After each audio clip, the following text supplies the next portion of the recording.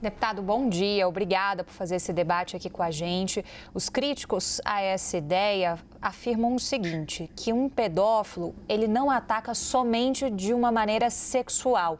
Tem várias outras formas de abordagem e aqui a gente não vai entrar no mérito se elas são mais ou menos traumáticas, porque quem passa por um ato desse tipo, de fato, como a Elisa contou pra gente, tem uma cicatriz para o resto da vida em relação a esses episódios. Mas há uma certa crítica nesse sentido, de que a castração não resolve a situação em si. E pensar por esse lado expõe também um pouco do quanto o nosso judiciário não consegue dar uma resposta à altura. Queria entender como que o projeto do senhor conversa com isso e que respostas que a gente poderia procurar no próprio judiciário antes de partir para uma medida que divide muito opiniões. Isabel, você foi muito precisa no que disse, é um crime realmente que nos choca, é um crime repugnante, um crime hediondo, e para crimes assim, só remédios duros, né?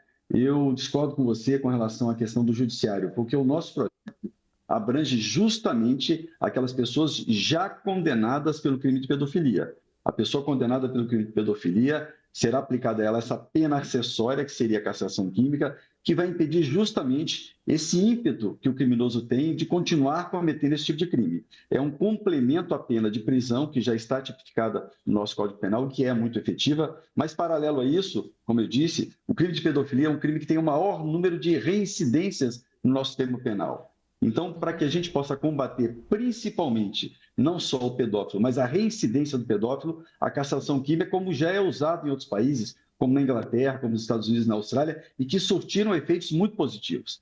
Então, nós vamos implementar o cadastro de pedófilo, a lei prevê isso. O que é isso? É um cadastro coordenado pelo CNJ, é importante dizer isso, que será de acesso a toda a população, para que a gente possa saber, um diretor de escola, uma pessoa que vai empregar um cidadão, saber se ele é realmente um pedófilo. Isso vai proteger mais ainda as nossas crianças. Nós temos casos de pessoas contratadas para trabalhar em ambiente escolar que são pedófilos, que tiveram sua liberdade concedida após cumprirem sua pena e que vão trabalhar em escolas e lá continuam praticando esse tipo de crime. Então, o nosso projeto vai, primeiro, criar o cadastro, para que toda a sociedade tenha acesso a essa informação, para saber quem é pedófilo e quem não, no intuito de proteger nossas crianças e adolescentes. E a pena acessória, que é a castração química, que é a aplicação de uma medicação que tira a libido, o ímpeto do criminoso de continuar a cometer esse crime. Então, acho que essas duas providências conversam entre si e vão significativamente diminuir o número de incidência desse tipo de crime. Como você disse, é um crime que impacta, que choca toda a nossa sociedade,